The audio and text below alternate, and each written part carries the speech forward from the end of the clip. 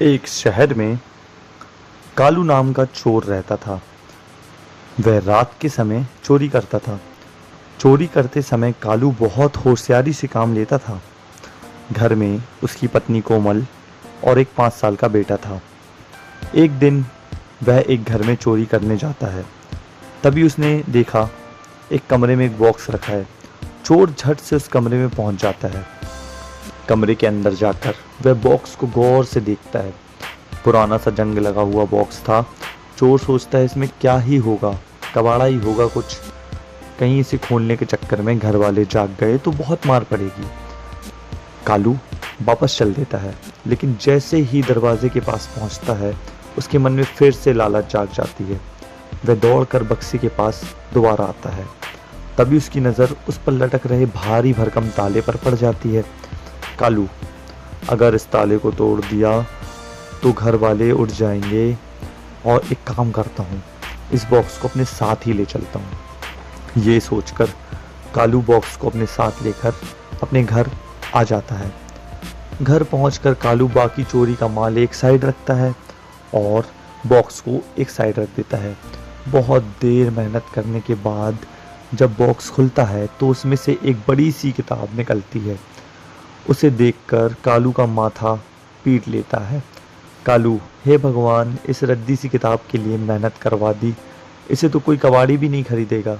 कालू किताब को निकाल कर फेंकने लगता है। वह सोचता है चलो संदूक और ताले को तो बेचकर, कुछ कबाड़ी के पैसे को बेचकर पैसे ही कमा लूँगा। तभी वह देखता है किताब पर लिखा था, किस्मत बदलनी है तो पढ़ो। यह देखकर कालू रुक जाता है और किताब पढ़ने बैठ जाता है।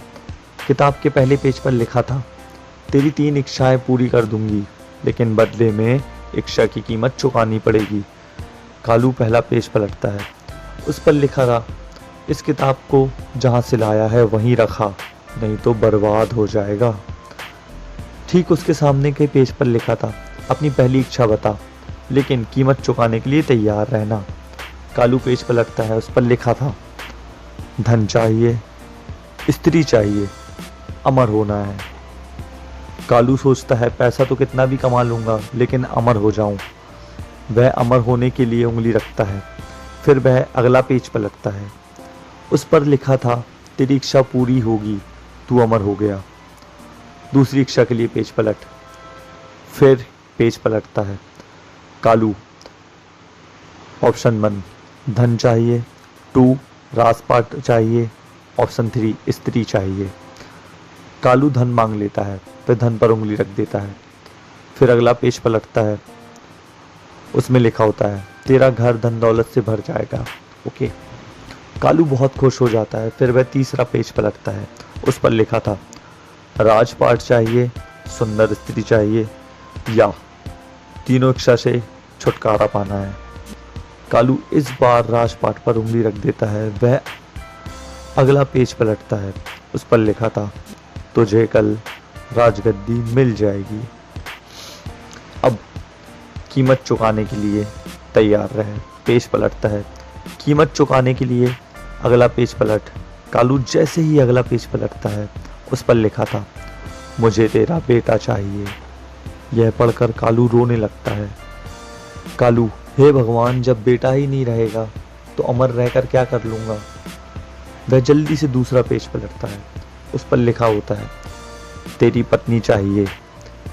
यह पढ़कर कालू पागल सा हो जाता है। जब पत्नी और बेटा ही नहीं रहेगा तो अकेला रहकर क्या ही करूँगा। फिर तीसरा पेज पलटता है। उस पर लिखा था, मुझे तेरे हाथ पैर की शक्तियाँ चाहिए।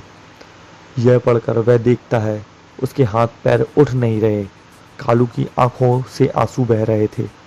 जब पत्नी, बेटा और शरीर ही साथ नहीं रहेगा तो जीवित रहकर मैं क्या ही करूँगा, और धन और साज सज्जा का क्या ही करूँगा, इस राजपाट का क्या ही करूँगा।